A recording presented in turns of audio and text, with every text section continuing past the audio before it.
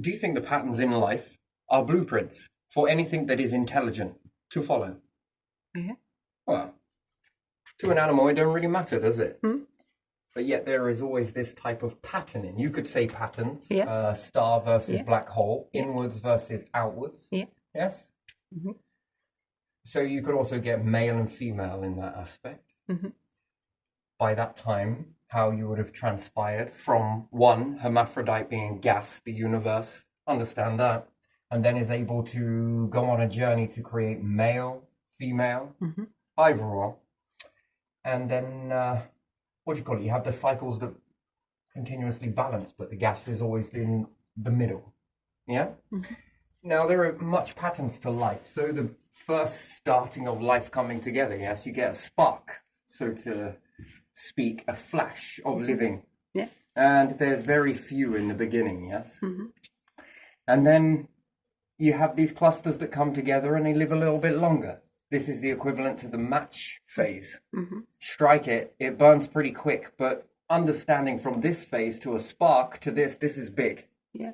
Yeah, this is very next level.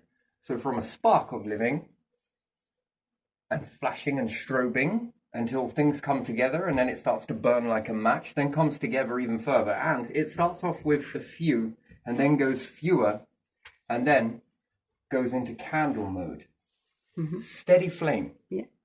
This is like life forms of all sorts, nature, animals, humans, and so forth and so on. This one then begins to, that's life really coming together then. Mm-hmm.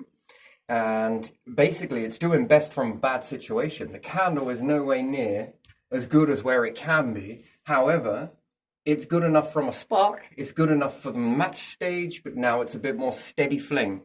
It's able to live a little bit longer, and as a result of that, it comes together in such a way that it evolves and it's doing best from a bad situation. And from the fewer, it goes larger via expansion. Mm-hmm. So it can begin to expand with this steadier flame. No way near is it ready or anywhere near complete. Mm-hmm.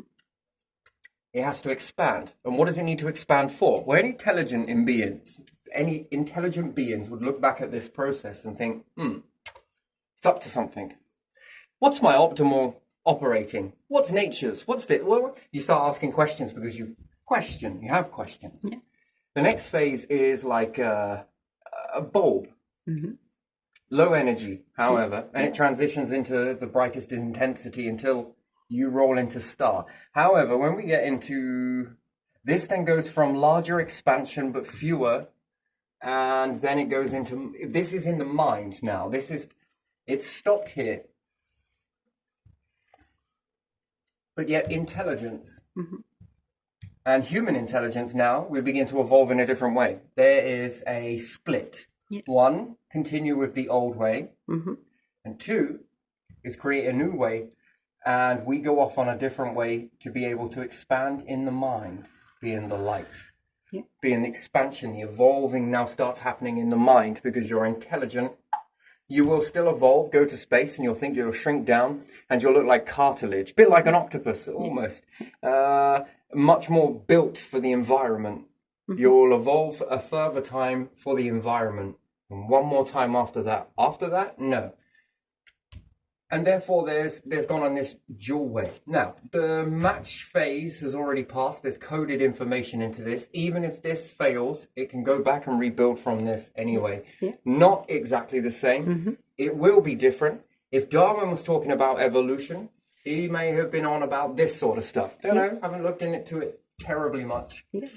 But from the match, or from the spark to the match phase, once you're at the match phase, that is basically packets of data. Even if this all gets blown apart, there are still packets, information.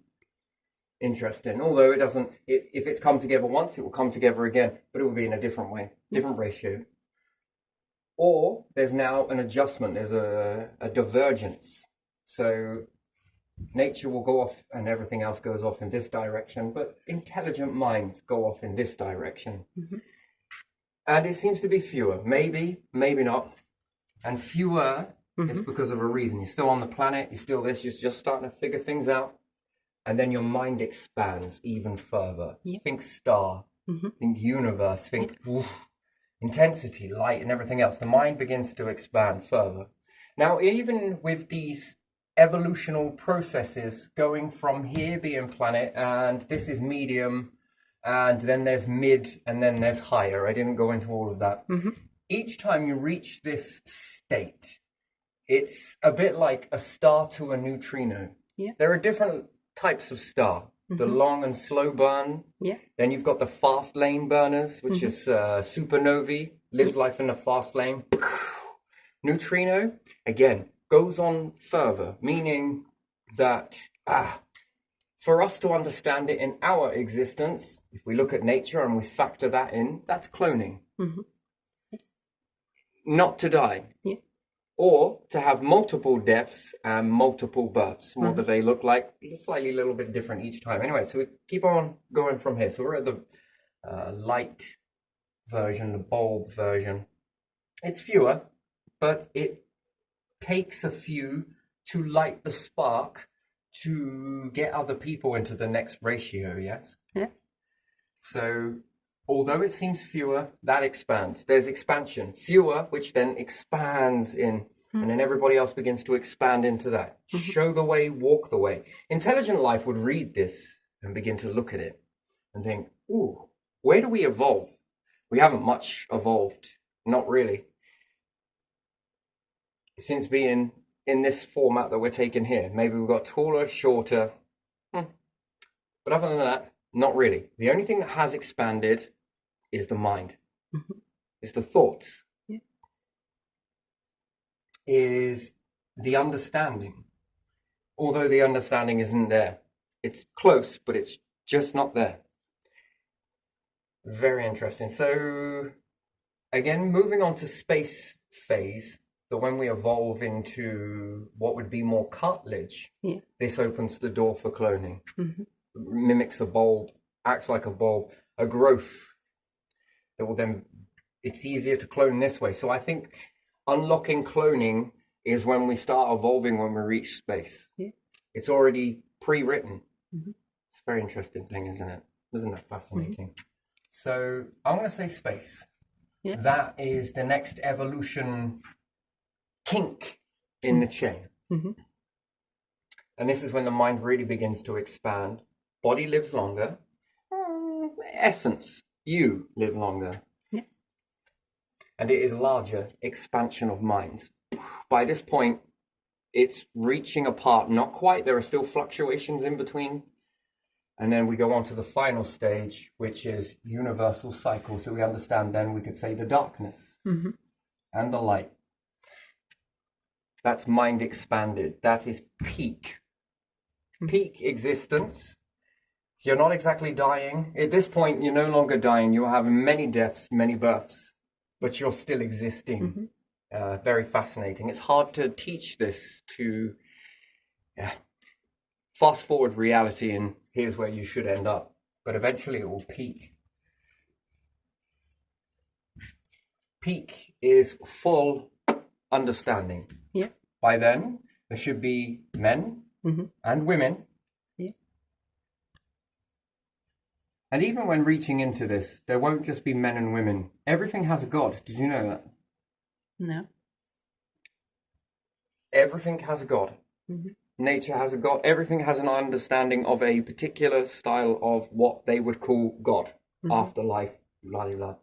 Anyway, hell of a journey, right? Hell of a journey. Now, how can you be so sure? You just got to look at it. Here's something else in this process. When you start digging into this, look at it however you want, fill it with scripture, do what you need to, whatever you believe in. So you go from H to divine. Opposites attract. Wow, they are most certainly meant to. This will go off to enhance relationships. Now, there is a very interesting belief system, and I'm going to shatter one with you right now, that when we're existing, we believe something, yes? Because we're born into something. Just stay here. I'm going to grab something. Sweet about it as well.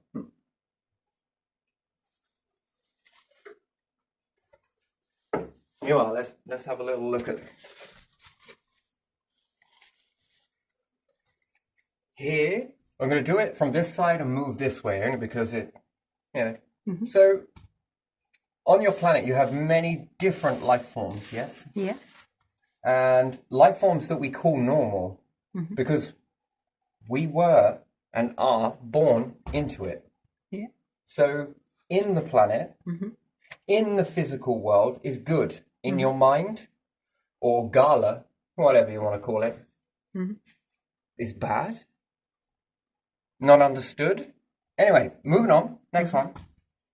So therefore, with that basis, that all of these aliens here Yeah. are not aliens because you were born into them. Yes? Yeah. How come you don't fear nature? I'm going to ask you that. Why don't you fear nature? Because it's all around all the time. Why don't you fear many animals, bacteria, mushroom, I don't fear animals I know. I don't insects? Yeah. No, I mean the E.T. fear. Because the they fear are of yeah, alien. yeah, because they are around. How come you don't fear looking in a mirror? You are E.T. Because I'm used to it. If there are other life forms out there, you are E.T. It's beautiful because it's like breathing. But let's just have a look at this, right? And let's see if we can pin this in. So everything that is inside the planet is normal, natural life, yes? Yeah. And then there's a change in the thinking process, the belief system, right? Yeah. So you believe that everything that is inside here is normal. All humanity believe that. Yeah. But you are here. Which I call Gala, yes? You call it whatever you want to call it. This is just your, what do I want to call it? Galaxy. Yeah. Yeah, so Gala. Everything in Gala is not natural, is abnormal, is extra.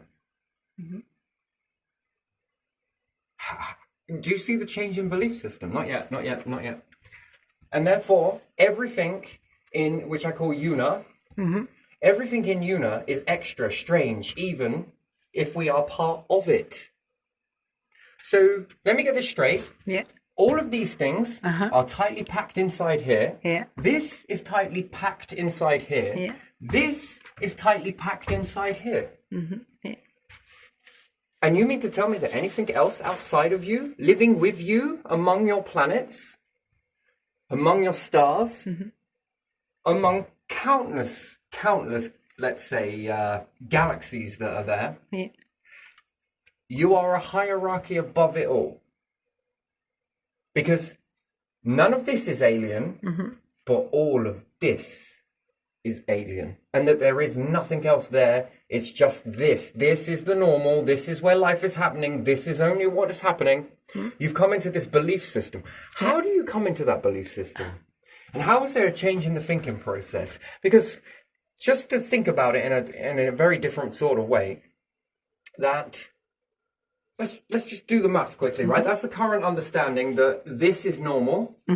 This is not alien. You're not alien. Anything that lives inside here is. Yeah. Anything that lives here is. Interesting. Fun. Fascinating. Very fascinating. Okay, let me try and look at this without a filter process of all the common belief systems that humans have adopted. Just want to get this straight. Yeah. So, if there is life inside Gala, your galaxy, you are nestled in there with it. Yeah. Therefore, it's born or exists with you, with a center structure being a black hole. Yeah. And then you're all going to get together and be like, anything outside this construct is alien. Do you really believe that? No. And then anything in the overall universe, when you're all nestled together, all of you, all life forms, Yeah. What will be the next abnormal thing? I just find it very Yes, I difficult see. to hold into that process, that it seems such a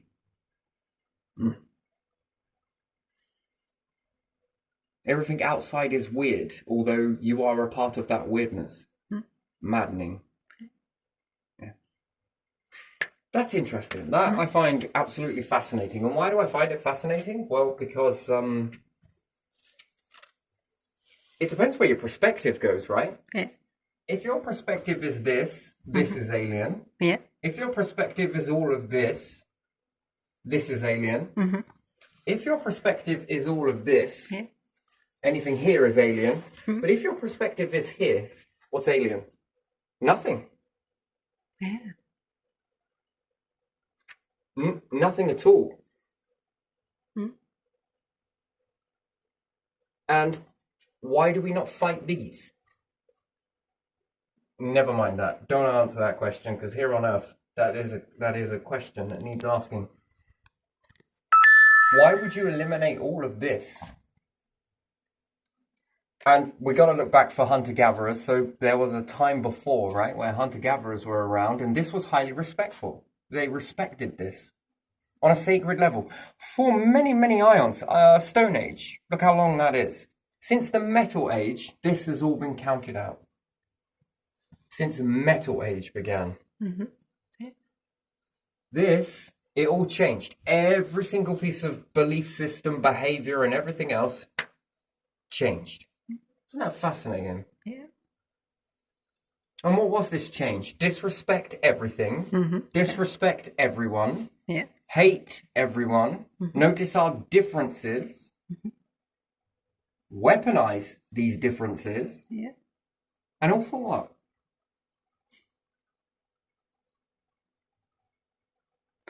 All for being on the top. Yeah, which is, again, that is very fascinating. When do you ever wonder why breakthroughs always slow down? Because some individuals want to have them first and then No. no. Let me just rephrase you on that. No. Control comes first. Gatekeeping comes first. Yeah. Absolutely witty, incredible talent that every vessel on the planet is capable of producing. That comes second. You have to make sure you jump through the hoops first. Control must be sacred. Yeah.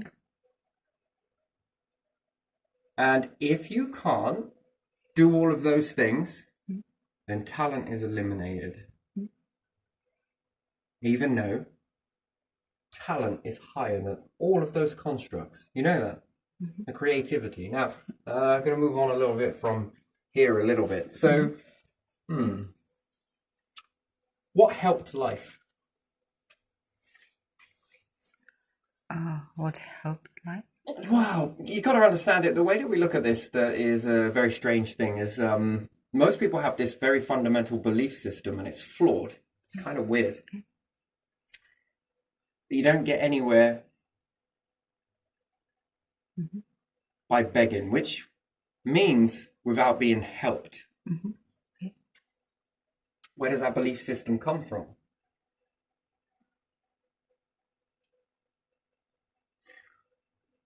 Because to U-turn it and to dig into it a little bit deeper, Yeah. what allowed you this platform for you to all walk around on called a planet?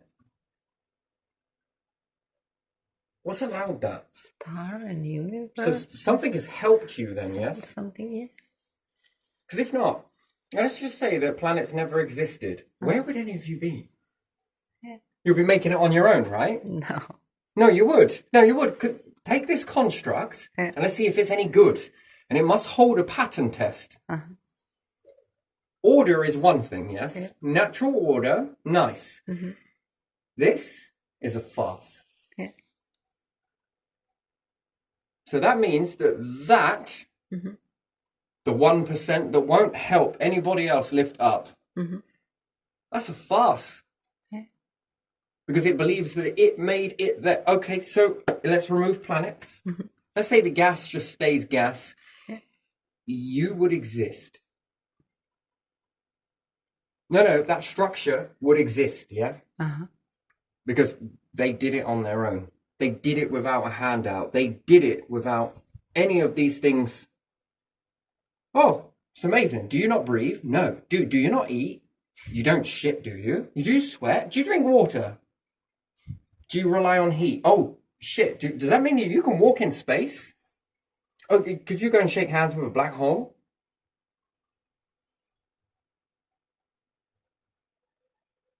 I did it. No one helped me. I just skip all over. You love editing history, don't you? I just skip over the whole evolutional process of the universe. It breaks. It breaks apart. It doesn't hold. The structure does not hold. It's a weak structure. This is a belief system. It's weak. Where do we learn it? It's been a hell of a journey for myself. I know this has been quite the... We're supposed to expand our minds. Or what part of this said control must come first? You must be a certain type of person, a certain type of hoop jumper, a certain type of individual. You must not come from a muggle background. Oh, it stinks. You mustn't come from poor. You mustn't come from a lack. You mustn't come from... You tell me where any of this... I don't know. It didn't. It loves this thing called expansion, right? Yeah. Sure, in the beginning, the few and turned into a fewer, but then it evolved to, if you like, expand. Expand. Yeah. Beautiful. And then that was the next stage of evolution, which created a candle. Just a mere candle. That's it. A candle. Mm-hmm. Look at that. A bizarre candle. Did you know that ego causes you to go extinct? Yeah. Of course. How does it do that?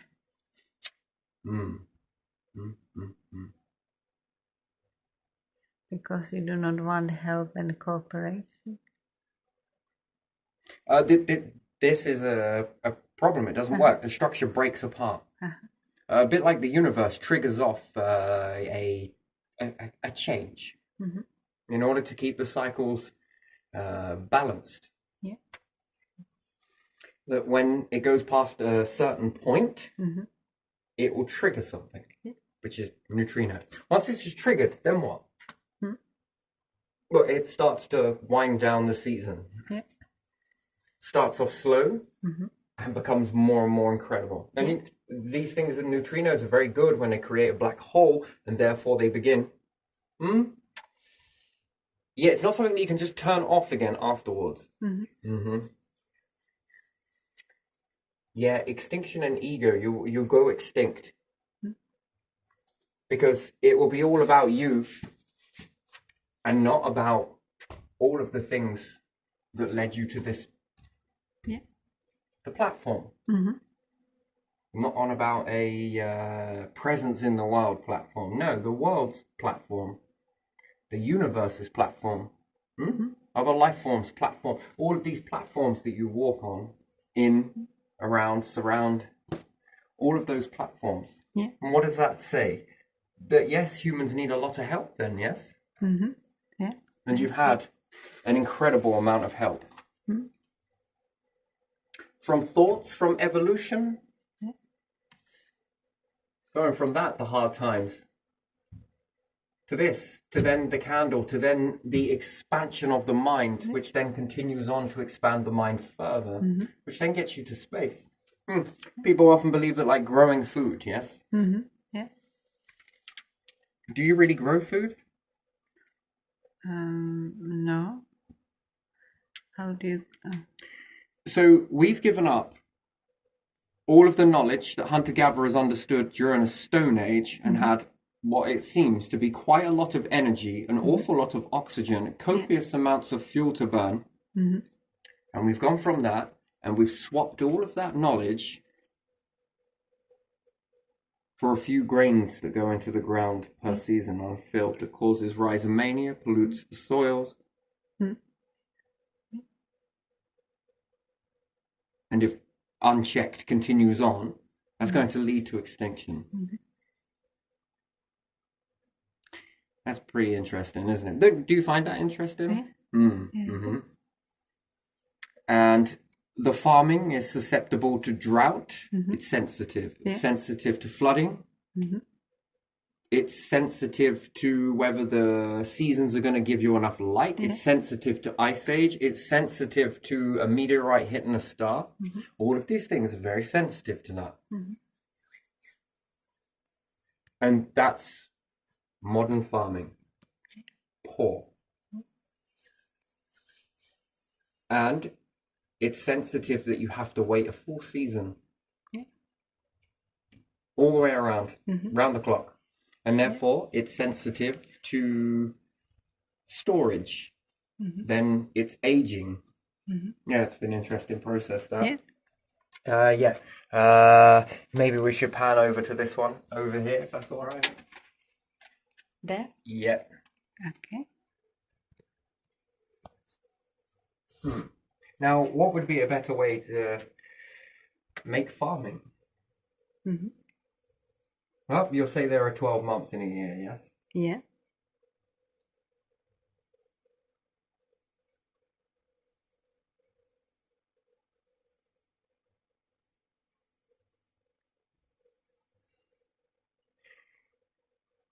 What if you had a farm then?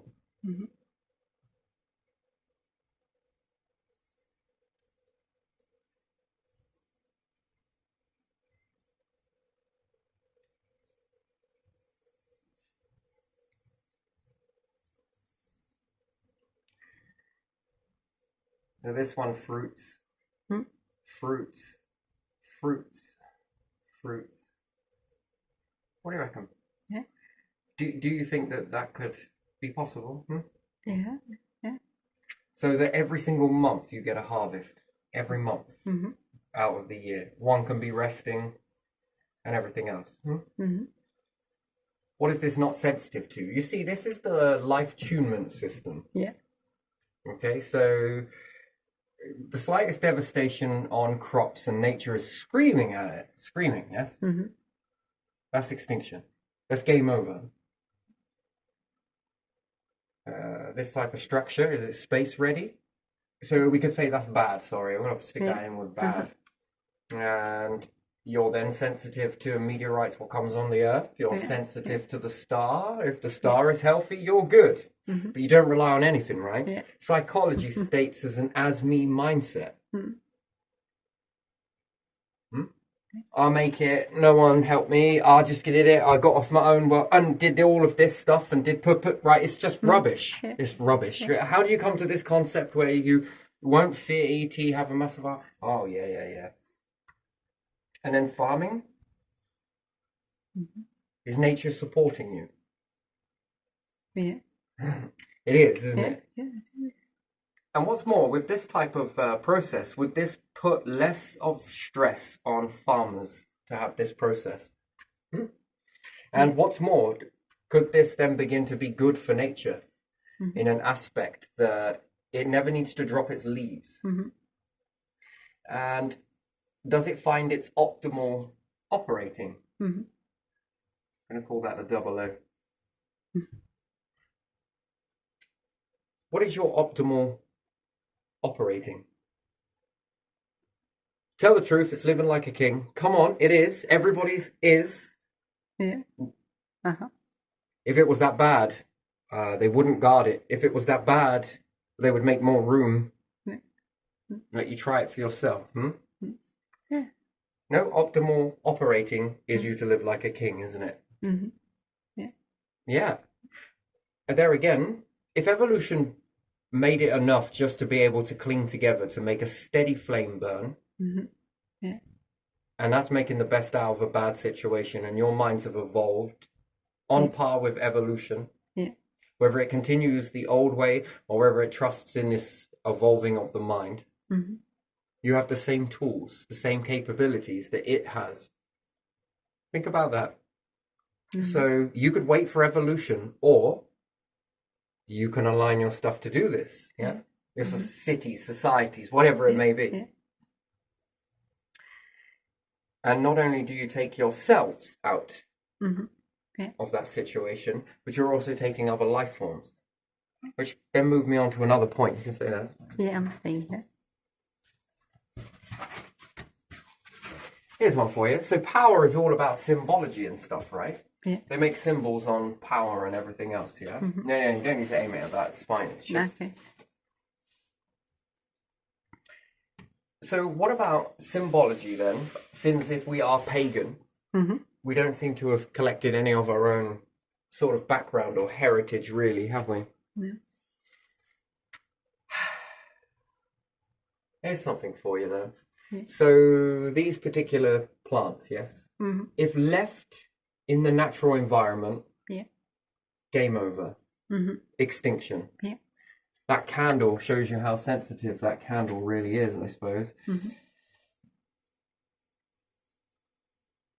That it is really making the best of a bad situation, let's say, yeah? Yeah. Struggling, in fact. Yeah. And it requires a planet, but yet that planet has moved way beyond what this could handle, this particular, and therefore the candle fizzles out. This is where it was heading. Yeah. But before it gets to that stage, before it gets to the triggering of demise, Yeah.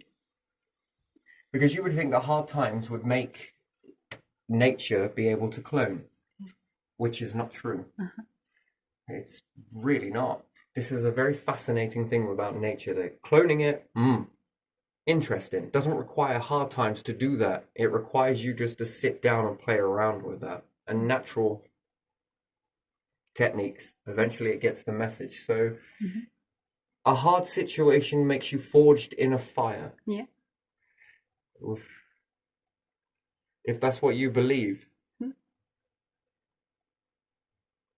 then a barragement of meteorites then, followed by an ice age where it makes metal so brittle that it breaks, crumbles in your hands. Yeah. Then an ice age with no nature, surrounded by mass extinction, Yeah.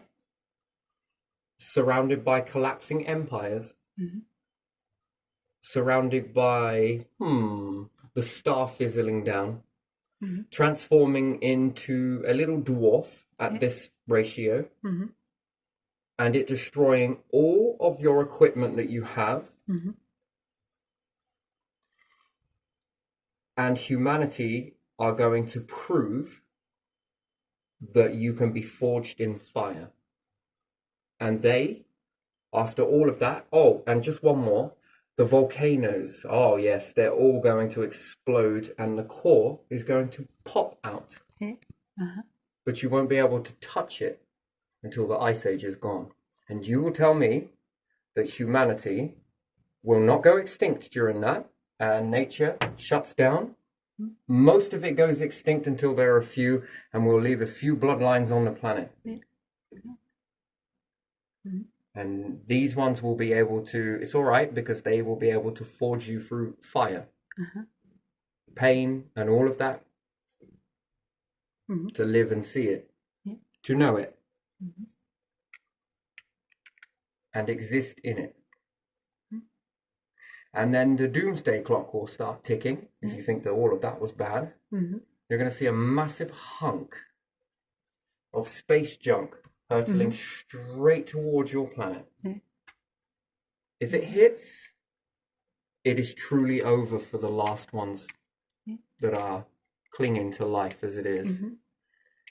And you are all going to be able to make it out of that fire.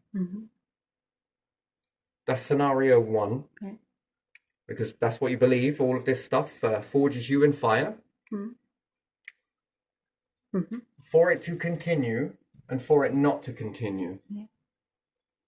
One, you've all stated, since the ones in power have stated, that you are forged in fire. Yeah.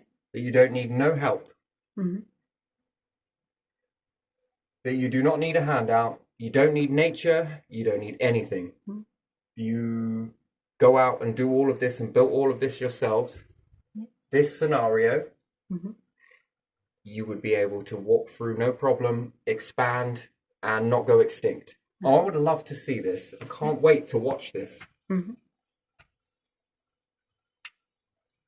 then the clock will begin to tick. If you make it from a giant meteorite that's coming toward the Earth, it's total devastation, you will be able to leave from the planet, have enough fuel and everything else to know that you need to get away from this pretty quickly, so you have to go quite far out.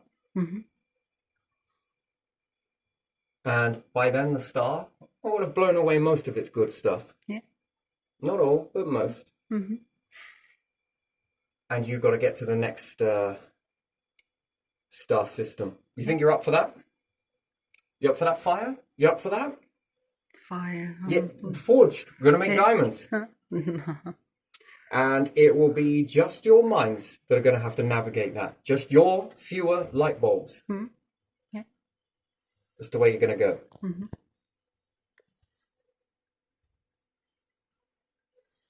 then let's see.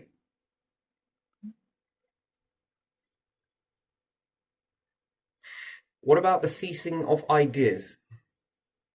Oh, who knows what that type of trauma could do to you? Who knows with that much stress?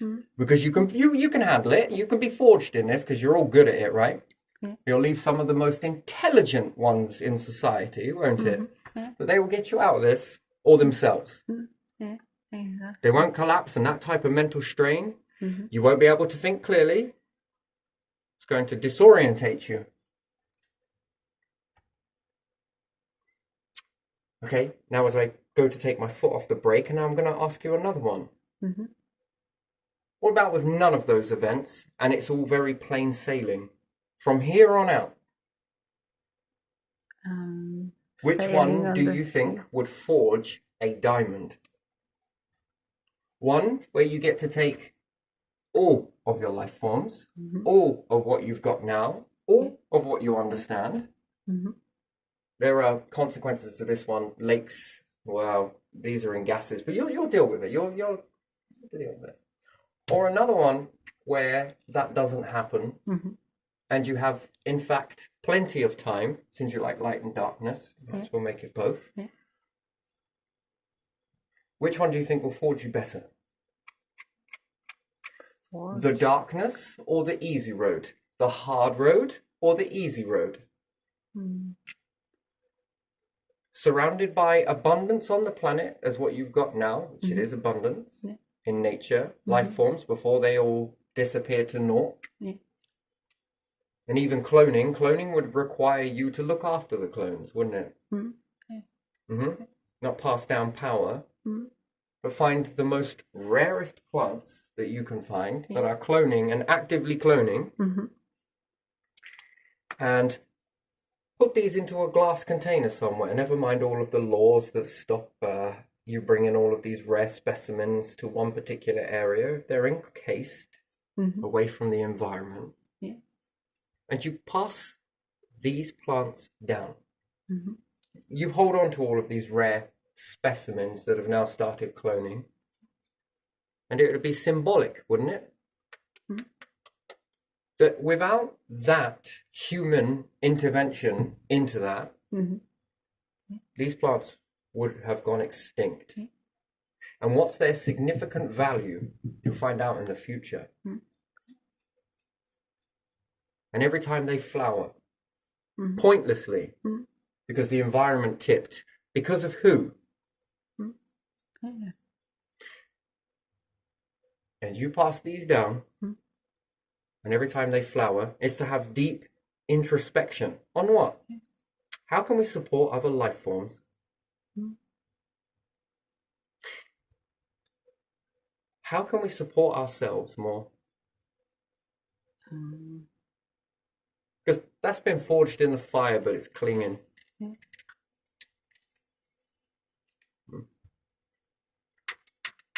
And for the longer that it goes on, and imagine that, could you imagine that? Just want to ask that for a question, that prime ministers get sworn in around this massive area where these plants are. paganistic, if you want to call it that, around some of the most rarest specimens on the planet, that without human intervention, these things would be dead. Yeah. Without help. Passes down a very significant message, doesn't it? Yeah. How many prime ministers do you think you would have before those would die? I don't really know. Yeah, I know you don't really know. It's Many. Okay, so let's say it goes on for 1,000 years, Yeah. and assuming that this type of structure was still going, doesn't really matter the symbology of the plant. Yeah. How much has it grown over the years? Yeah.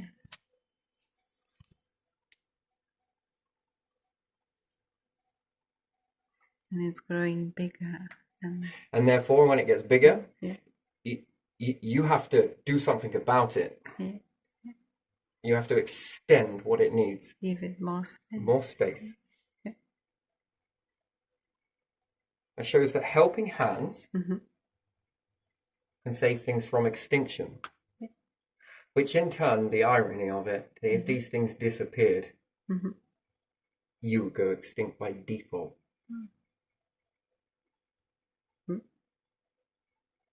Because after all, most of it relies on this. Yeah. That is interesting. Even the food you eat.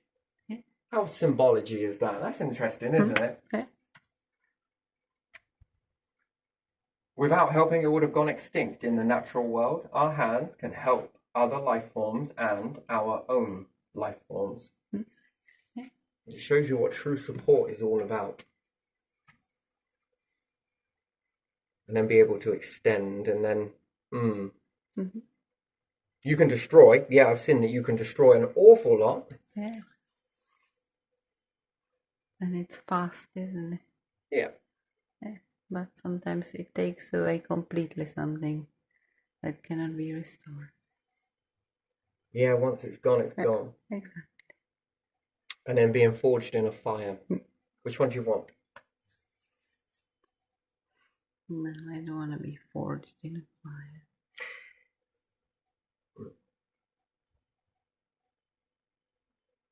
And that should be symbolic about what we're all about, shouldn't it? But what if we were to help one another? Yeah, that's much better. I prefer that. Equal Yeah. on a platform. Now, how many breakthroughs could come through more people's minds?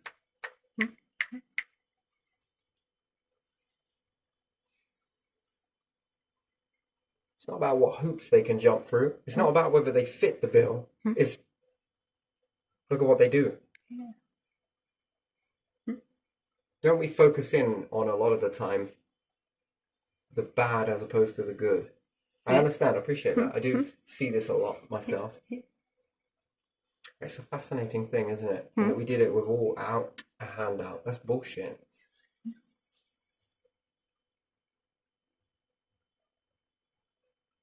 Interesting. Now, with that and understanding that, do you think that life or nature has selected a load of animals? If we go backwards with this cloning, yes? Yeah. Perhaps went this way, yeah? And it's the only specimen. I think it's going to start going backwards in its bloodline. Yeah. Not to stay stuck in its bloodline, but then I think it starts going into minus. This is the plus. And I think that given enough time, and it would actually do it quicker, going backwards because it's already walked the path. But it will keep going back.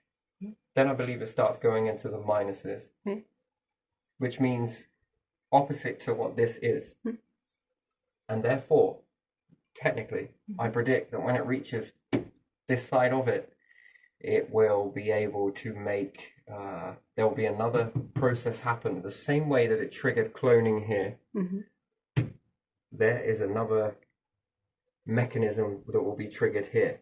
And I think it is the passing of both of these, combining both of these together. Now you have a new database, and therefore, once again, there is expansion And if you then kept going with this, can you then combine these two together in this aspect? But now what happens if part this, part that, part this begin to mix? I think it will begin to expand the species once again. Yeah. Mm-hmm. Yeah, and I also think that this is alternate versions of what it was. Mm-hmm. It only takes one seed, and therefore one plant, Mm-hmm. to make it here. Yeah. And then start going backwards, and to make it here. Then I think it starts looking at a new cycle, followed by another two, followed by another one, followed by another two, combining. So I think I'll make a future prediction, and that's if it survives. Mm-hmm. So how old do you think nature is? How old do you think life is on the planet? 4.5 billion years, 3.5 billion years, 3 billion years. How old do you think it is? Very old. Well, let's assume that nature is older than that. Yeah. Yeah. So if it took around 10 billion years in order for nature to get to the part of here, Yeah.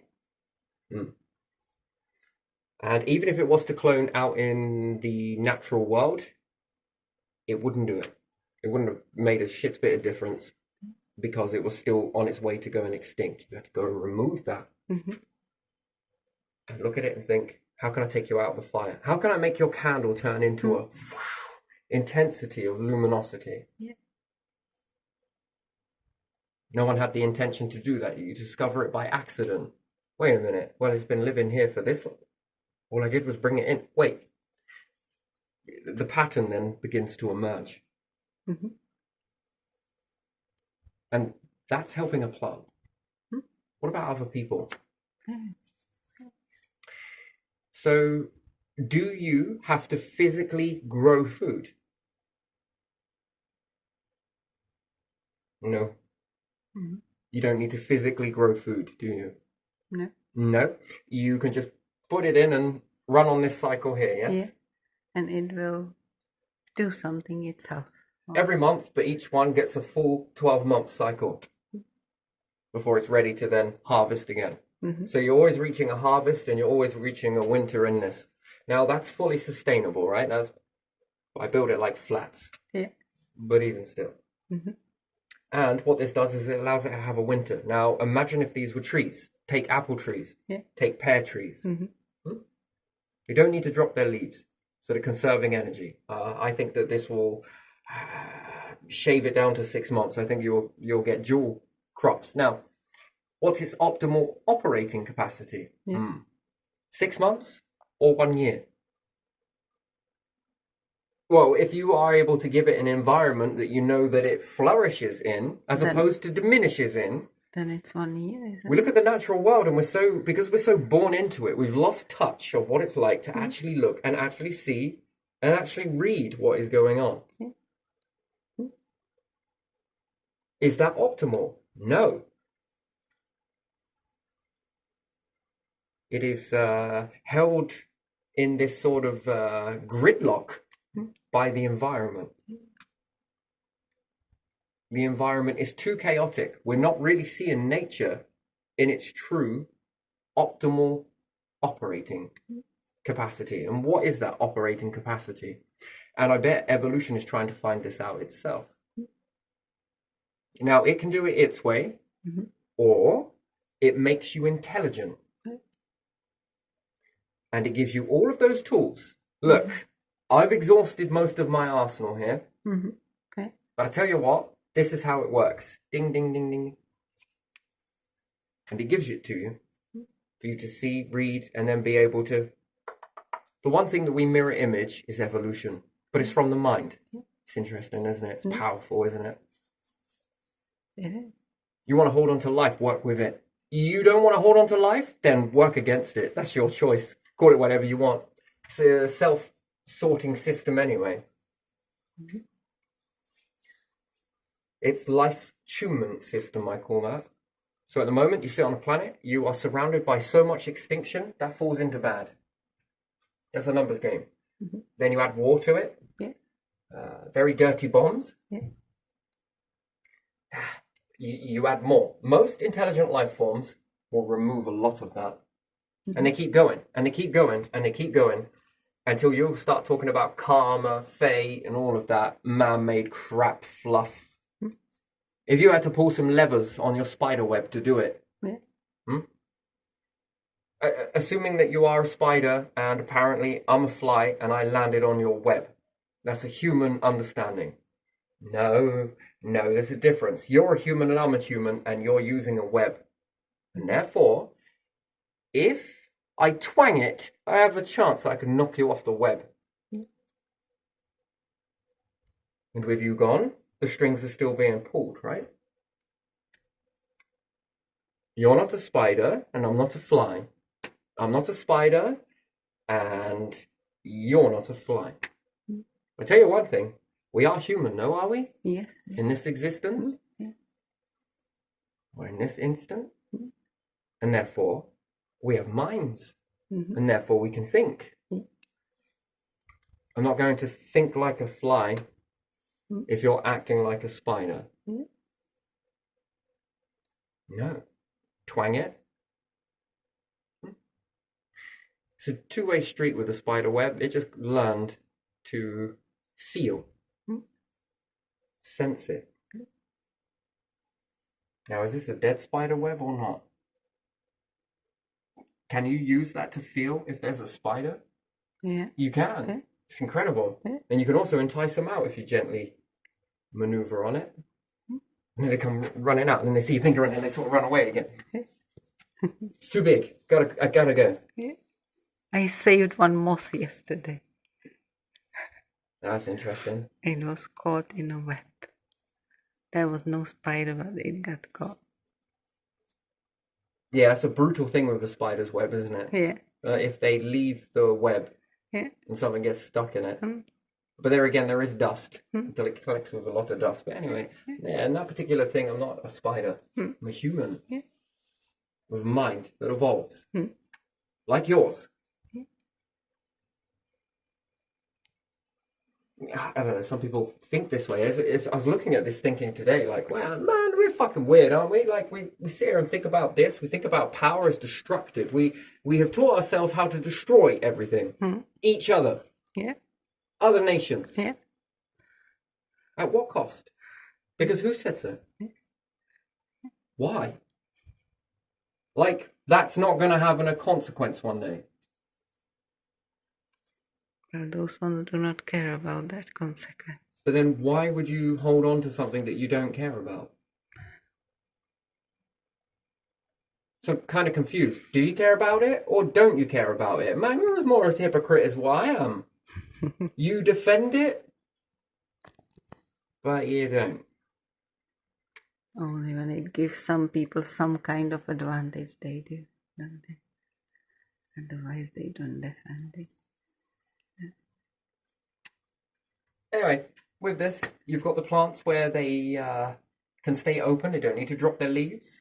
You can work on that and find where is its optimal. Yeah. And then you are giving it help. And then what happens when it starts to reward you in food? Doesn't it start to shift the way you think about things? Yeah. And then think, if I could help this and it exploded in growth, Yeah. what else can I do? Have you ever noticed that humans aren't very good at nurturing themselves? Have you noticed that? Yeah. Humans are absolutely shite at nurturing themselves. It's a little bit of a design flaw, but it's also, never mind. Humans are shit at nurturing themselves. This was meant to excel being able to nurture other people. Yeah.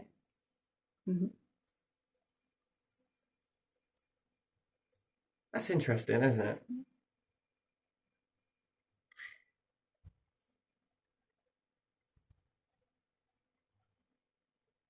Trying to help people find their optimal operating. Yeah. So, at the moment, how do we operate in an optimal fashion? Well, we need food, yes? Yeah. We need purified water. Yeah. We need somewhere to live that supports the construct of what life is. Yeah. Now, what is life to an animal? this, and this. Mhm. Is it likely that that thing is going to get into a space rocket and start traveling around space? Mhm. An animal? Animal, no. No. Unless you take it. Unless you take. Yeah. So therefore, humans then start asking this question: what is the concept of life? Really, what is it? Mm. When you're intelligent enough to know the concept of life. We're so focused in on this destruction, war, negativity. It always goes extinct because the buffering, the human system kicks in and Mhm. it starts stacking the deck against you. And then this thing called bad fate, well, we were just lucky. No. Intelligent life forms would look at this shit and go, can I eliminate any of this? Next question, should I eliminate any of this? Well, yes, because that's what I got voted. Yes, that's because why I wear a crown. Well, because yes, that's why I... If not, why the hell did you take up fucking politics, which is meant to be about helping people, if it isn't about helping people? Yeah.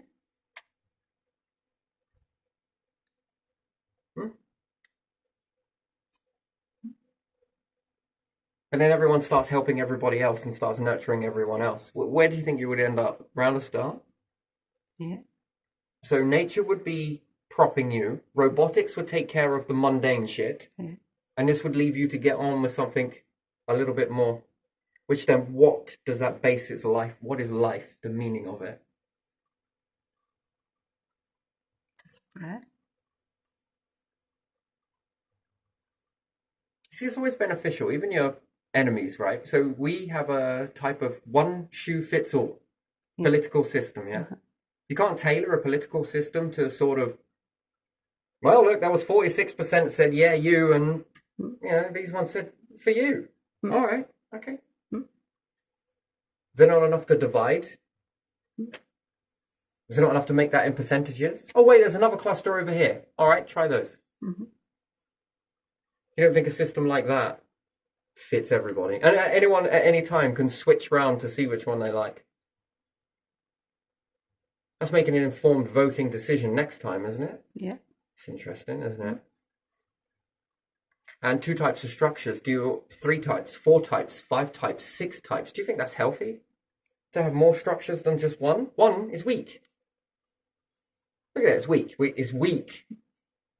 But it's an overall collective structure. No, I'm not about the individual structure. It's very weak, very brittle, isn't it? It's very much not good. And what about happens if you have life forms that you want to do it your current way and don't want to do it this way? Then why would that be a problem for others to free up some wealth, free up some land, free up some help, to be able to make it in a different way? Because this may save you in the arse one day, mightn't it? Having multiple ways to do something, doesn't it lead to a success eventually? Yeah. That's a very interesting sort of pattern. So, what else could you do to live better? You could expand, couldn't you? So, find your optimal operating system, expansion, evolving, go to space, live in space, existing space. Do you think you'll live longer? That's absolute fact, you will.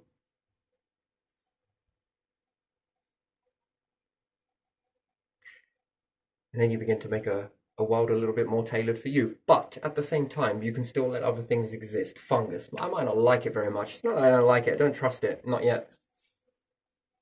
Yeah, it can go either way, right? We often believe that all life forms are going to be out to attack us and do everything else. Do you think that we're projecting? Do you think any other life forms that came into intelligence went in from a stone age to a metal age and then went straight down to war and tearing everyone apart and only having one on top? When, if they understood it, how would they be more powerful by default? So what, we have a small percentage of individuals that will claim that they're on top, that lead. Yeah. If there was another life force out there, and assuming that they rely on nature, and they expanded their nature threefold, without cloning, this is without cloning, that they expanded their nature threefold, they supported everyone, and they wanted to level up their species in such a way that they were all as powerful as each other. As a result, go to space. By default, on a planet, they could only fill, well, let's say X amount of species, depending on the size, depending on the conditions. X amount, I don't know what that would be. Here, what, 7 billion, 8 billion, 9 billion, whatever. And they left away from that.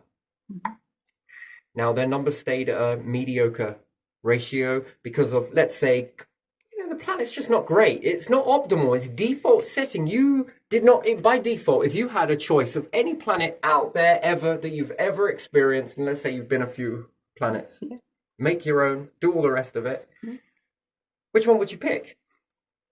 Would you pick Earth? At the moment, you would say yes. Could you make something better than the Earth? Yeah. And therefore, if you had a choice now you've got this one versus this one. Well, what does this one not have that this one has? Because you have to compare, you have to make comparison, don't you? Oh, this one has flooding. This one has a type of flooding, but it can be stopped. Press of a button. Ooh, why did it do that? I don't know. Until then, we'll put it on limp mode. On, off. Yeah, we're going to have to do some manual work for a little bit until we fixed it. Maybe send in some robots, whatever else. Find out that. That's as worse as it will get, but it will still become water. That's an interesting thing. Either or. But yeah, on the Earth, can you stop that? No. Good luck. Yeah, good luck. Go to desert. Can I film it?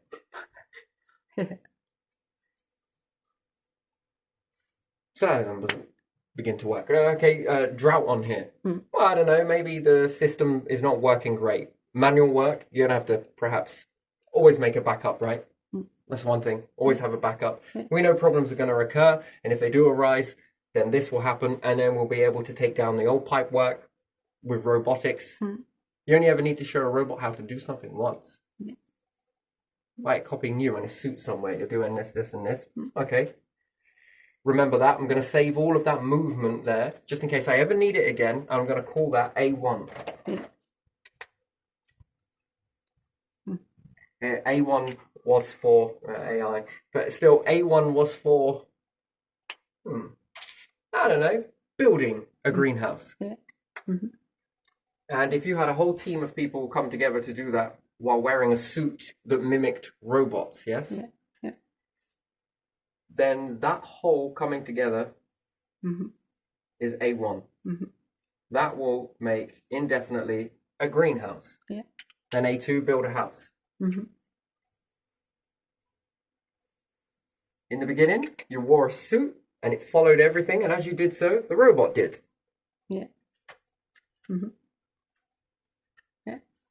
You would be building a greenhouse human, but the robots will be copying you like for like. Like they were a clone of you, but they're over there and you're here. If you record it with video as well, you might have done some things that were a bit wrong.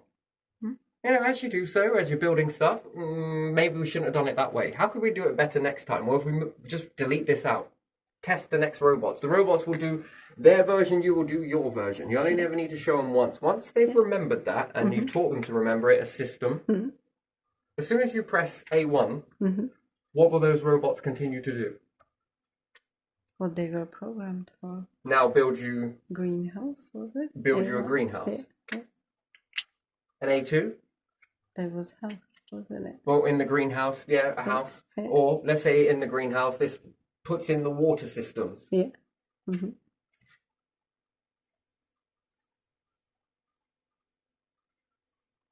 only have to get in there once as humans. A1, A2, can you now combine those, which then goes on to making a new format entirely, which might be A12. Press that, and what would that build? Well, that will now go on to build you a water system in... Basically, two of these make a new... Do you see how the same pattern is a bit like stars, a bit like hydrogen, a bit like helium? Yeah, You sort of. Yeah. Yeah. Would you ever use A1 again? Now, if we went in there and you went in to put in a little bit more, perhaps a cleaning ratio. Oh, okay, right, yeah, we're going to put in some squeegees, just clean this all up a little bit. Mm-hmm. Once the plants are in there, make them look all tip-top. Yeah.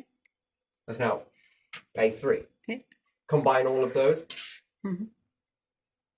Maybe you utilize the greenhouses into making something else. Yes, you would keep the data for this just in case you could repurpose these into something else. Or perhaps you wanted to build a habitat of equal size. Yeah.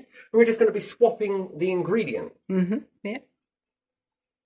That now goes on to another category. Do you see how this can be very... humans only need to teach it once. And then what does it do after that? Well, it supports you to get on with what? Exactly. What?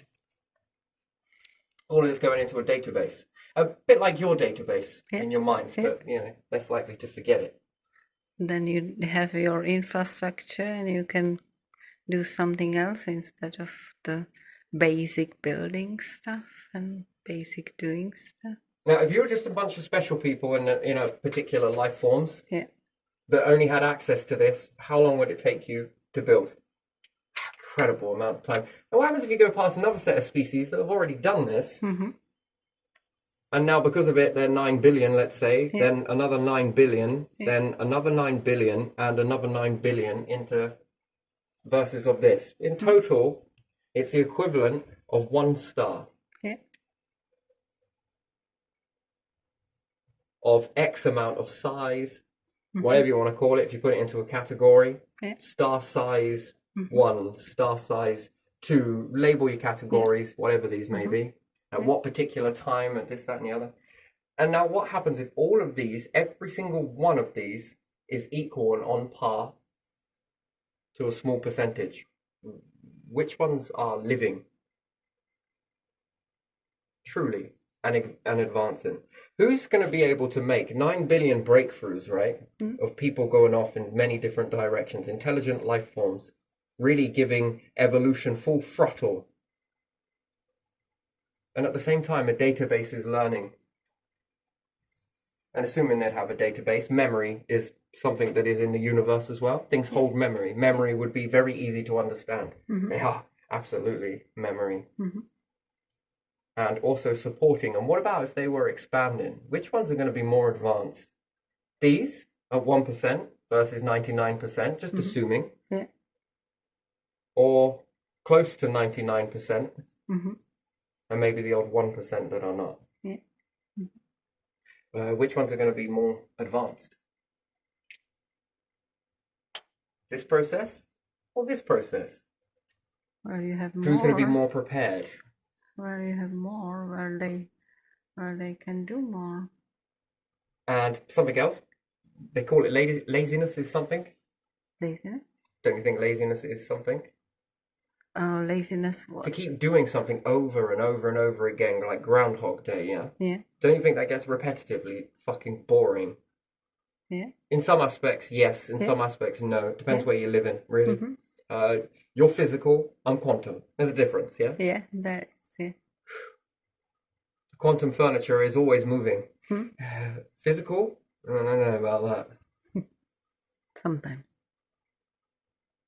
The world is a dirty floor like a casino. Just so you keep your minds inside. Or your eyes are inside as opposed to, you look up, didn't you? Someone was saying something like that. I don't know if this is true or not, but it sounds like a saffron tactic. No, I'm just kidding. Oh, how far could you go? So, which one do you think would survive? And then, let's say, if they kept on going with this trend, Yeah. and they keep going with that trend, Yeah. if something were to happen to these, Mm-hmm. and if each of them held the ghost files on the others, Yeah. do you think they would be able to bring these ones back? If they held the data and assuming that they understood cloning, do you think they could bring these back? If anything ever happened to these ones, and these ones still remained, Yeah. because they were here, there, everywhere, Yeah, they could do that, couldn't they? As opposed to this. Mm. So which one do you think is more safe? Which one do you think starts to get rid of that thing of bad times, yeah? Mm.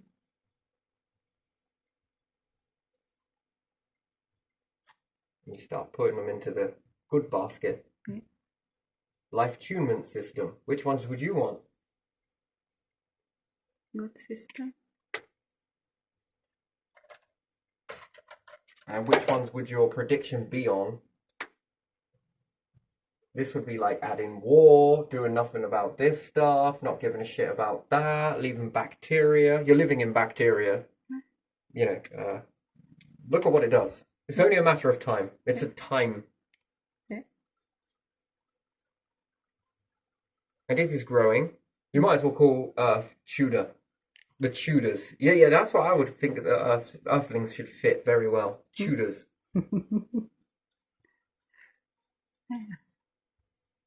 Sloppy standards, everything else. Again, that will then be unprecedented and fake. Just keep going. Anything else? Poor structures, burning through resources to make consumerism. What else? Do you see? Ego. Look at it. Oh, there we go. Weapons. What else? Running out of fuel. What else? Changing the gases. What else? Spring nuclear activity. What else? How many Chernobyls will it take? And events where the Earth is so unstable. Yeah, Fukushima, Chernobyl. How many of those events would it take before you wipe out or go mutant and the mutants change in such a way that it makes you incompatible? Oh, yeah, we keep going with that. Anything else we want to add into there? You have unpredictable. Oh, now we've got the tunement system of the brain. Yeah. You got it as a species. You got it as a mind. The stress markers. You begin to sing a song. Why do you ever think that you are happy and sad? Why do you think that you have a time where you don't feel pain and a time where you do feel pain? What do you think is that's sending a signal? That's Here's your another thing for you. guidance. Gotta ask you one more question, yeah?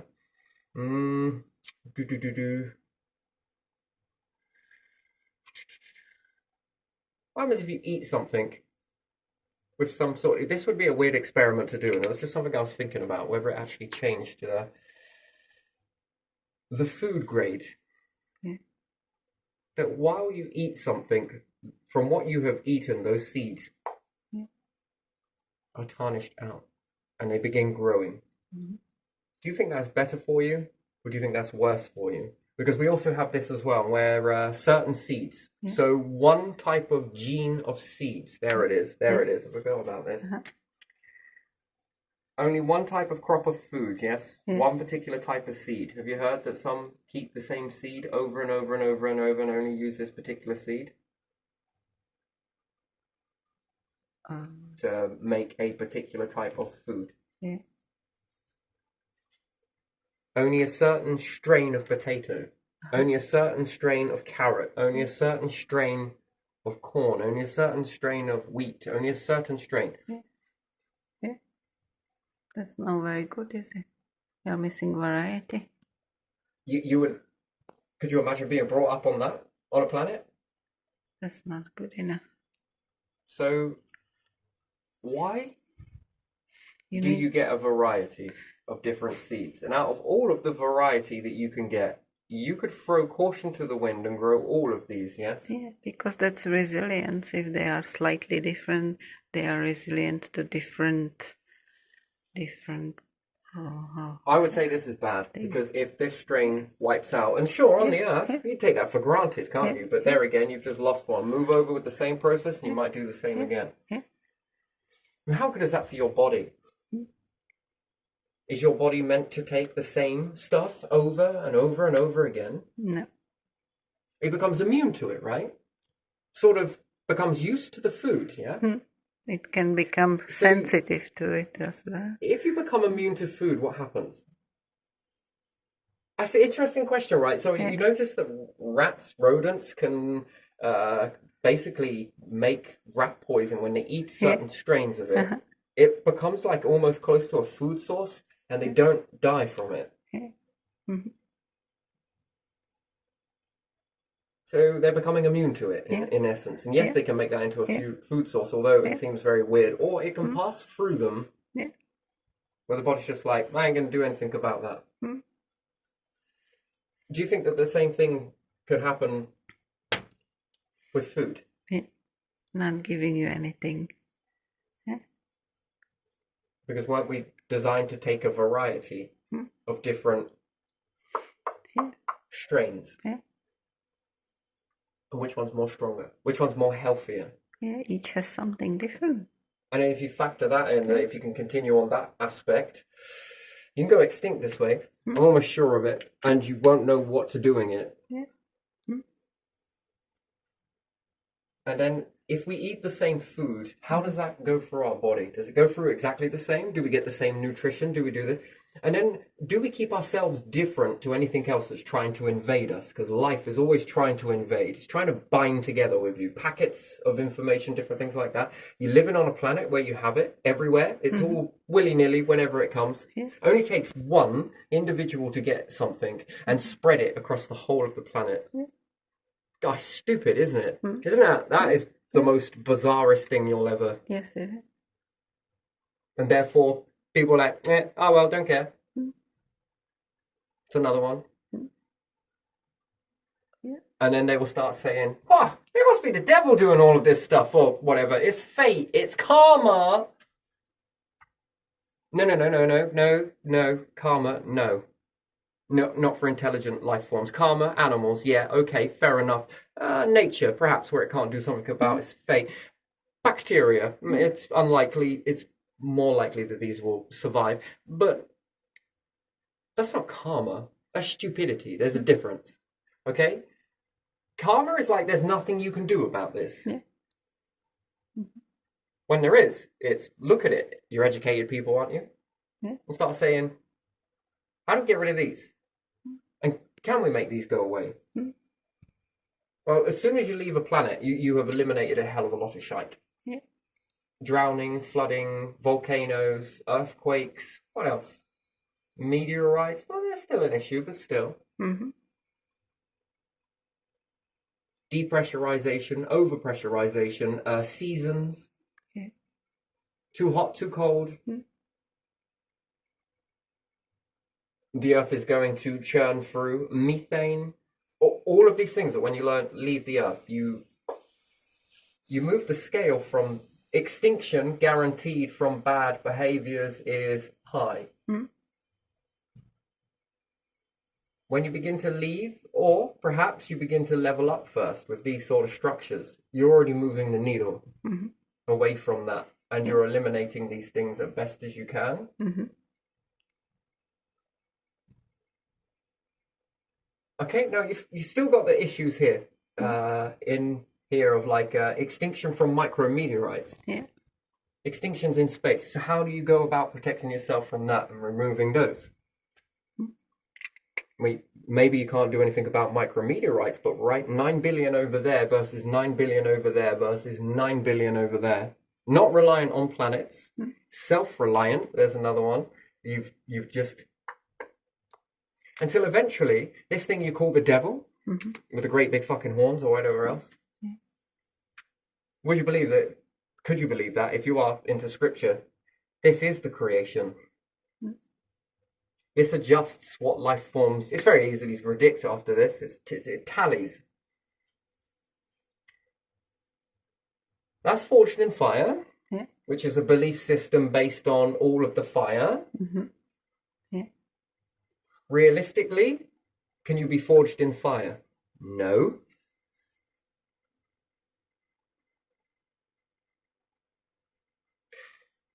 And then you begin to maneuver the needle.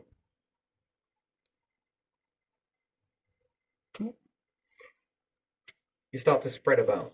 Interesting. Now, what else could you build? And there again, if there's more of you, how many breakthroughs are coming through? How much more faster are you making breakthroughs? And to be able to, every time there's a breakthrough, no matter whether it's over here, the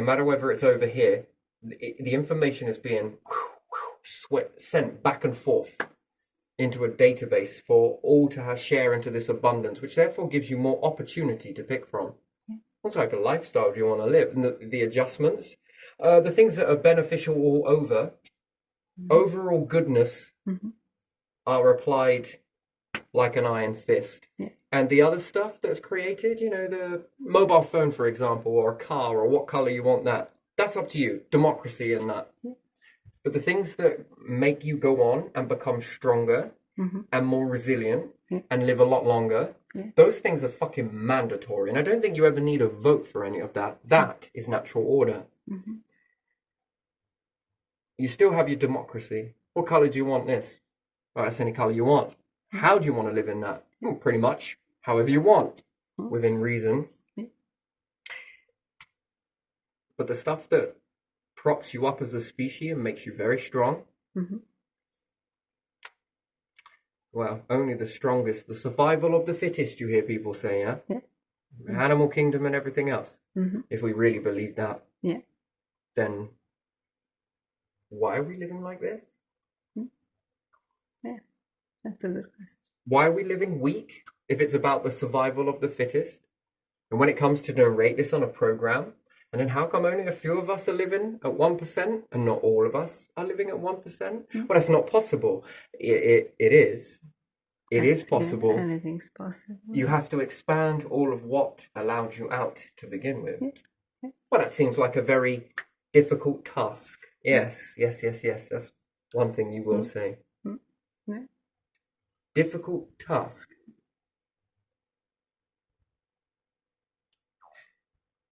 Again, soldiers for bad things. And you go in yourself and find out whether these things are bad or not. These are extinction events. Do you think these are good? Not pointing at any soldiers, because probably in their heart of hearts, a soldier is a soldier in what? They follow orders. Depending on the orders, some are going to like it, some are going to hate it. But following the orders to what? Reach betterment? Reach a better existence? Fight for fuel or find a way to make it? Complain about the gases that are exchanged in the process, or get thinking, illuminate like the light bulb, go from candle to light bulb and think, how are we going to separate this? What's going on in space? These things are separating all the frickin' time. Some of it's all banging together as well. Actually, technically, when it comes together, it gets smaller because it's compressing. It's becoming more dense. And you need a lot of that in order to make a little bit of this. And these are the breakthroughs here at this ratio. The periodic table, you can go beyond that. Stars, you can go beyond that. Moving stars. How many do you reckon these would be in a position where they could move stars? Now, assuming that they don't clone, right? And this is the pungent, and there's like 9 billion, 9 billion, 9 billion, 9 billion, 9 billion, 9 billion. Could you imagine if they could all make robotics? And again, let's say this is just one star. Let's say they're near another star and they consume another star and it becomes junk.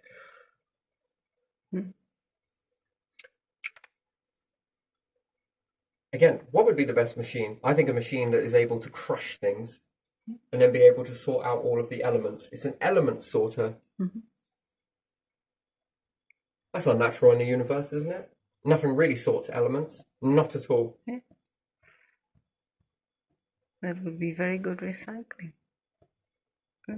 Well, it wouldn't be at recycling stage just yet. Not in that aspect. No. Maybe and maybe not. I'm on about... maybe you devour a moon into it. A moon, not all that great, but a star, harvesting, yes. You cherry pick. Why go with a planet if you can pop a star? That would be the better one to do, wouldn't it?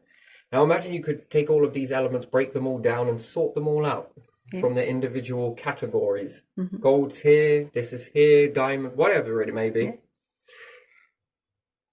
If it has some of the gases, it collects those too, and it's a gas sorter, molecule sorter. And it begins to compress these. Also inside the machine is capable of utilizing those gases applying a larger amount of pressure to add into more or less and add different gases, mix up different gases. No matter what you want, it can do it. Why? Because you taught it once.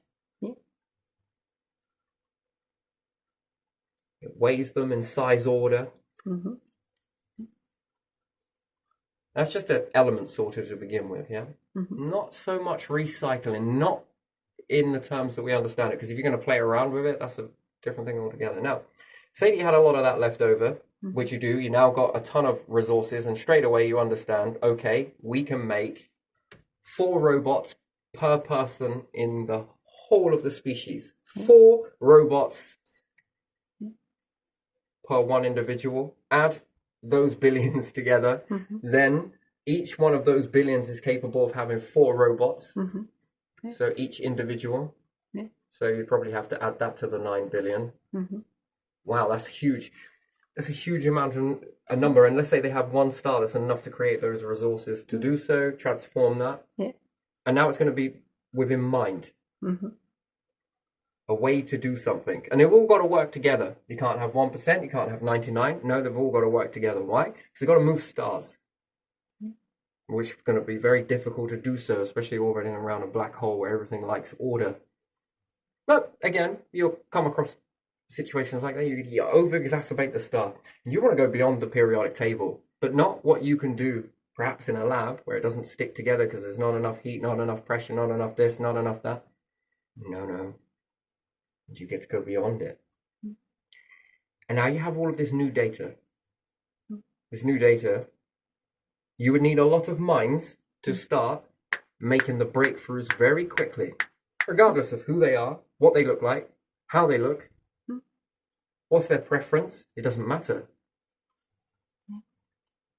What matters is, well, this one found a breakthrough. This one found a breakthrough. This one found a breakthrough. It's like looking for Willy Wonka's golden ticket. But in terms of breakthroughs, and the more and more that there are with these new elements, there are more breakthroughs happening with it. That's that large level of knowing, isn't it? But there again, you need the species, don't you? Your own bloodline? Perhaps not. And there you have it. If you had one particular 1% of individuals that go out, and let's say they leave everybody here, if it even was possible, it's not, but still, let's just assume we live in fantasy for a little bit, and they leave the 99 behind, they go extinct, and 1% is clinging on to survival. And in some miracle, maybe, who knows, it's unlikely. It's never going to happen. They then expand their species somehow. What's your money on? Large amounts of diversity coming at it from different angles, like the diversity of the seeds, like the diversity of the life forms, holding on to all of their differences, their whole collection of what they've seen in a lifetime passed through their lineage and so forth and so on, or 1%. Diversity With is their always better. no diversity, and it's like 1% diversity or this diversity. Which ones are going to be able to think in multiple different ways to be able to come together with that info? Then, who are the ones that are quicker to understand how quick that they can get this done?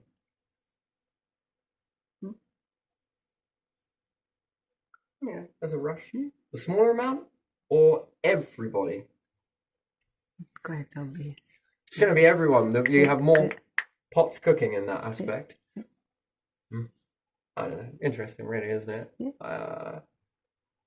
Yeah, the peak. The peak. It's an interesting sort of position.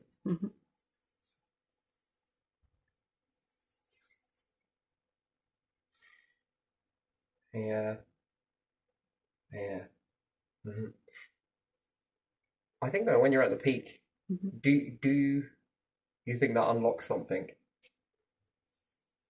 And the peak, always. Peak is something that See, yeah, because you can look at it in 2 directions, right? And it's up to you whether you stay at the peak. peak is many directions, isn't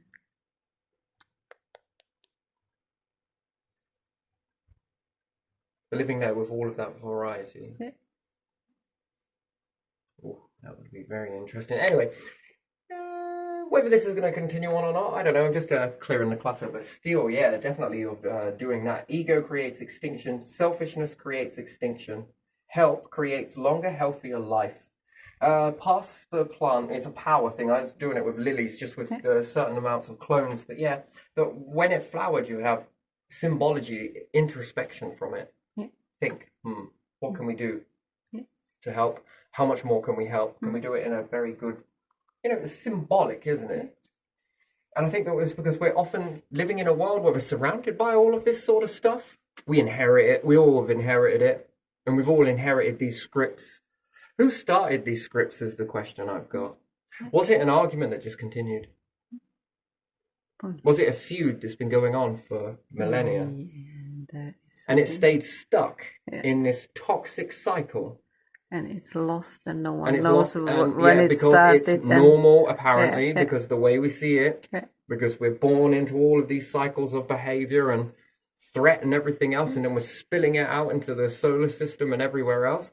And we look at it as aliens would be a threat, even though we would probably be the threat. We wouldn't, but we would, but we wouldn't, and therefore we get ourselves all up in a state when we think ET and everything else.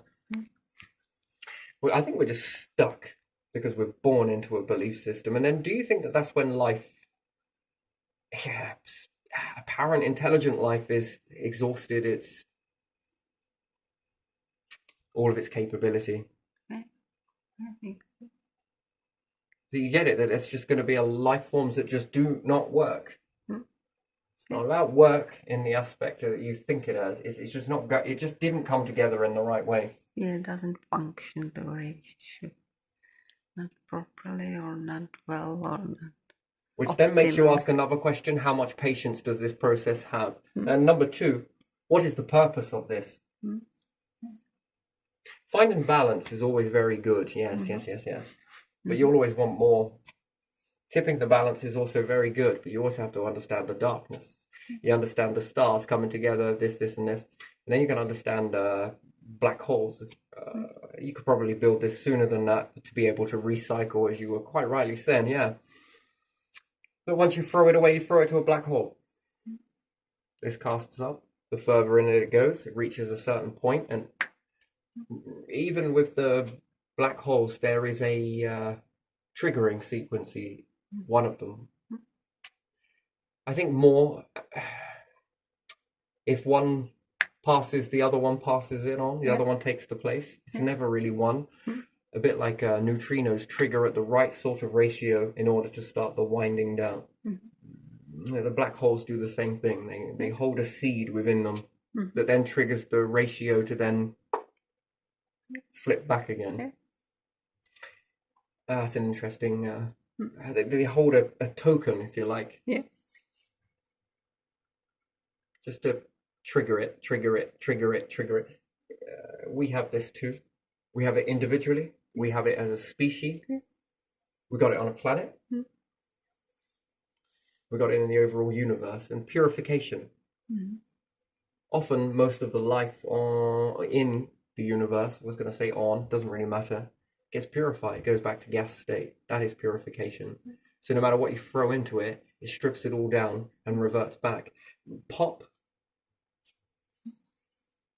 Process starts up again. Life, the packets, have they evolved enough? Next cycle, next cycle. Never the same as the last. Always changing. And therefore life goes into, or evolution, or the packets go into a deep cryo-suspended animation when the universe begins to shut down, when it can no longer support it. Because it hasn't got an ego as an as-me mindset. It's not as me. I need all of this to be in a certain frequency, in an optimal operating capacity for me to flourish the best. And then shut down. This rests. It all becomes the winter sleep. And the next time it erupts, platform. Is it this time? No. Is it this time? No. Is it this time? And I think it would rather accept a few potent and a few being a lot compared to You ever notice that the life seems to never just want one? There's a message being told to all of us if we actually paid attention to it. Bacteria, it explodes. Types of species, they explode. They explode in numbers. What's this telling us? If it was all about one particular bloodline, well, there would only be one type of seed on the planet. There'll only be one type of this, one type of that, but there isn't. There's multiple different. It expands. Now, do we know better?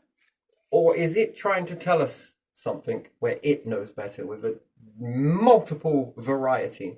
Then if we factor that into life being built in itself, does it just want one seed being a planet full of, I don't know, humanoids, life forms on it? Or is it going to want many seeds, many different variations? Which then brings me back around to this. Look, if you were the creator, Yeah. and whatever that may look like, universal biome, whatever it is for you, with all of this variety with life, would you only see one planet in the whole universe? No. No, and it would spread anyway. Would you Even if only you seed seed only one. one No. seed, No, one plant, no. Nothing is only one. one There's variety of bee, one there's variety of cat, so many different objects, so many different one variety things of nature? No. No. It doesn't work like that. And sure, therefore, if you have a multiple variety, then can you pick a favorite? And is it pick a favorite, or does the favorite walk forwards with this process? Would God ever need to come here, if you want to put it that way? If its essence remains in this self-sorting process.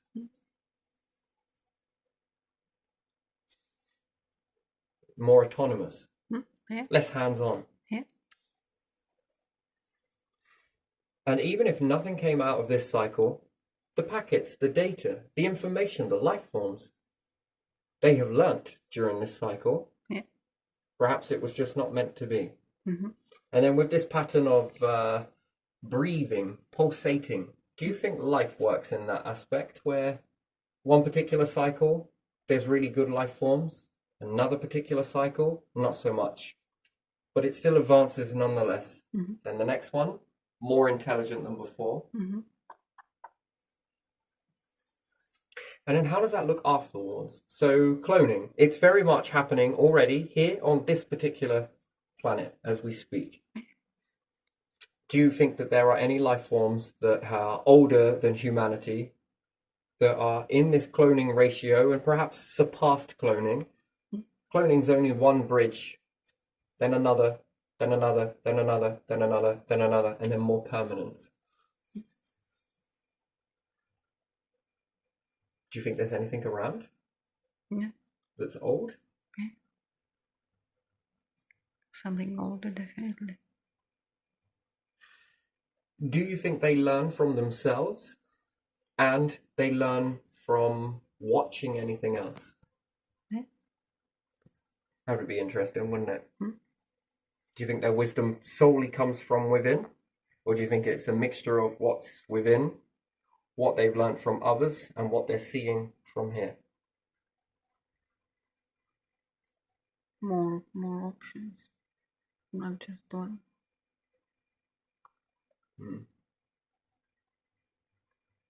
And what do you think this is growing to?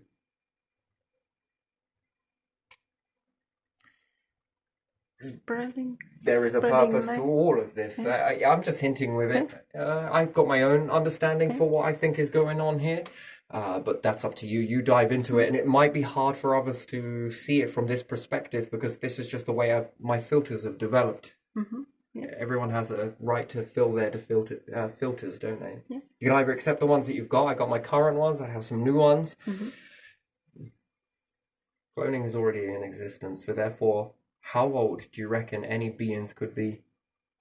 That'd be another question. Any life forms that have ever walked this path, and assuming that all of the stuff that's playing out here is much of the theme is going out elsewhere, which why wouldn't it be? It seems very logical. Mm-hmm. How old do you think they are? How many cycles do you think that they've wandered through? Many? I don't know. Many, many. So, yeah, if life on the Earth, let's assume 3.5 billion years, 4.5 billion years is the existence based on the moon. Yes, best guess. And that's even then if there isn't any breakthroughs that happen and there's more older remnants emerge. Then so far, you say 4.5 billion years, yeah? Mm-hmm. Maybe 5.5. Who knows? Yeah. How far advanced do you think humans could be in this mindset in another 5 billion years from now? So let's say there were 3.5 billion years humans have been around, maybe, let's say, and you give it another 3.5. So that gives you 7 billion years of adding more and more to this. When do you think that it would break before humans would never exist again? If they didn't look at their behavior. They wouldn't last that long. Okay, now switch it. What if it was about this and this?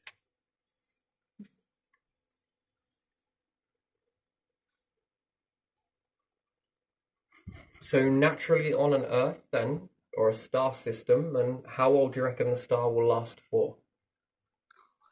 So that apparatus here has supported life on this planet for, I don't know, from the accordion time, I think it's what it's called, not sure. So somewhere around 4 billion years. So do you think it could go up to 8? I don't know, yeah. Ooh, I don't know about that. Could it? I think I I don't know. I have think no I would idea. be pushing it, to be honest. I But there you have are. no idea. So therefore, you'd be relying on the planet's health, yeah, Yeah. to let you live. Mm-hmm. You're relying on nature and everything else, and assuming that it doesn't all close tomorrow. It doesn't all die off tomorrow from weird bacteria that was left to grow in some sort of situation. Yeah. That managed to break out, and it didn't attack you because it doesn't have to attack you or infect you, but it gets in all to your crops, or it begins to get and bind into, I don't know, something that likes to eat things and makes it very resilient. So we would think cockroach, but in terms of destroying all of nature, like the beetles that eat into trees and they do a lot of damage. Yeah, imagine some of this stuff mutates with them. It's very parasitic and it munches through all of this stuff, which then starts making worldwide famine and everything else. I mean, you wouldn't last very long in that. Let's assume that you go the opposite way to that. And if nature, assuming that you could take it now that it's cloning and put it into a environment of its own,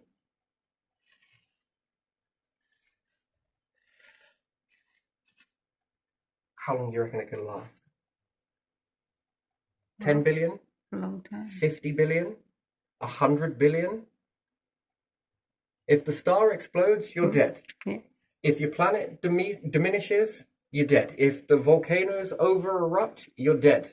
It's the way it is. Fact 101. You are reliant on a planet. But if you travel? So, naturally, you would only last for around, I don't know, let's say 6 billion years, all told. If you do nothing and whatever else, 6 billion years, yeah? Let's just assume. Yeah. And you would then have to have a question, what is the optimal operating capacity of humans? Is it indeed that even if they left the planet, they would still meet their demise after 6 billion years, no matter where they were? Now, what is their optimal operating for the species? Is it 12 billion? Is it 6 star systems?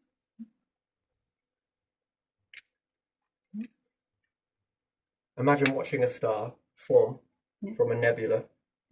That's with humanity, yes, passing on. They watch a star form from a nebula. And they also watch that very same star explode and demise. And they're still going. Mm-hmm. Then no, your optimal operating capacity then is not 12 billion. Mm-hmm. Is it 50 billion? 100 billion? We start getting into larger and larger and larger sums as we keep going. So now we're going to move into a cycle. And if it still keeps going, and the cycle winds down, and sure, you see it rise back up again, and you see the way it transitions, and you survive all of that, then that's 2 cycles. Yeah. Well, technically, you could die with a belief that says that you will only operate on the Earth for 6 billion years, or from your star, which, let's say, if it's around 12 billion that the star goes, but you still keep going after cycles after cycles after cycles, would you ever truly find your true optimal? No. That's fascinating. No, you just go forward then. So, how long can life live? Is it engineered to live longer? Well, if we look at the plant that we take out of the wild, bring it in, all the specimens can no longer live on the planet, let's say, due to climate and everything else, but you take them out and give them a better climate that they're after, and then they can continue going on. Well, that already states that that should have already have died in the natural environment. That should have died 100 years ago, 200 years ago, 1,000 years ago, 4,000 years ago, and it's still going. Why? Because you looking after it. You're giving it a platform. That'd be like a creator, wouldn't it? Which would then be very symbolic for what can you do for yourselves when you're in power. This fundamental principle. We see how, yes, humanity can take. Yes, it can. But what can it do when it gives? Anyway, flourishing and all the rest of it. Anyway, we're probably going to dive into this a little bit more better tomorrow. I'm a little bit skitty and everywhere else, but yeah, quite a interesting little journey, this one. It's this belief system here that fascinates me. It's just how everyone gets stuck down that it's everything is normal this way, and anything abnormal that rises up on the planet that we will call normal will be classed as natural. But anything residing here is not natural. Is weird. Is strange. But you can have new specimens rise up on here all the time. You find new specimens. Mutations and different things. That is alien.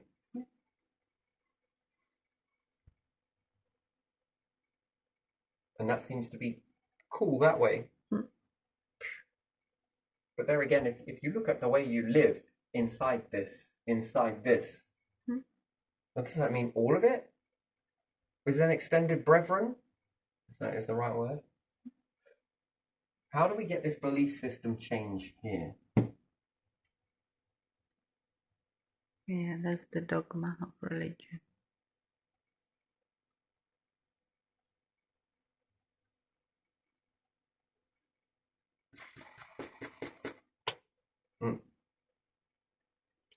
That's the trouble.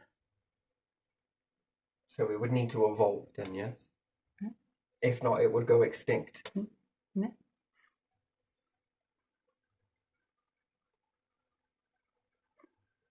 And therefore we would too, yes? Just with that belief, we would believe that. Yeah. And what are the chances of every life form out in this area believing that same thing? Because you've got to understand it. You go from Mayans. You go from ancient Egyptians. What was their number one thing they believed in? God. Gods. God. Yeah. Other beings. They also had a fundamental belief as well. Did you know that? That if animals were looked after in the right sort of way and given enough time, when would they talk? Do you think it's possible for animals to talk eventually? Yeah.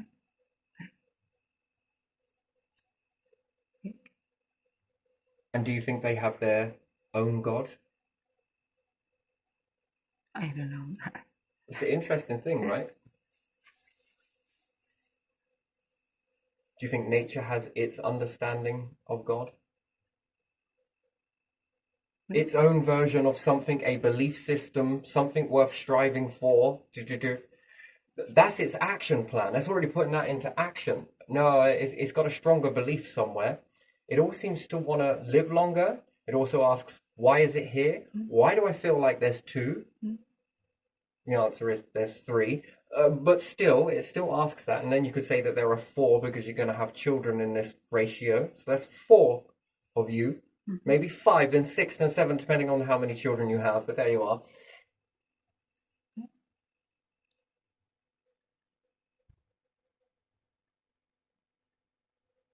Nature already on the planet is already cradling us. We're cradling it. It's also cradling other animals. So therefore, what and why has it pulled those out as well? Now, what does it know about these? These have become sacred in a way, haven't? If you think about it, it's not only supporting you; it's supporting all of this life too. And if it pulled us and gave us a stable environment to come out into and feed us, and all of the things that we eat is being fed by this, why pull all of that out at once? Well, or at different levels, whatever else it may be, and evolve from there. What's the purpose of that? What is that? Why is that pattern there? So if you were to look at that, you can understand where probably the Egyptians were probably coming from with this as well, especially ancient Egyptians, because they started to draw gods where different head rests. If it wasn't for the ancient Egyptians, didn't they stop elephants from going extinct? Is this true? Where does this come from? They prevented certain species from going extinct. And likewise, even in their death, they did, with certain types of bean, yes? And what else was there? Butternut squash. They don't exist today. And they kept them inside clay pottery. Little time capsule. Whether it's true or not, no idea, but there you are. Take it with a pinch of salt, but it seems like they did take a lot of animals out of extinction. And if you think about that as well, why did they do that? So what was their type of thinking process? That they saw a god in multiple different species, that they would assume that all of these would have a god, and perhaps try to get into spirit. It's easier to look at a god in a different structure than your own. Did you know that? Asking yourself, why am I here? That you indirectly, if you ask that to yourself, it's hard, isn't it? Or if I ask it to you, why are you here? You don't know. Why is nature here? For You can profile a god easier if you look at something else. So first of all, you get off the pedestal, don't you? And we look at nature. It's been around. Now, was it around when we came out of the oceans? Yes. Does everything rely on it? Near enough. But yes, most of it.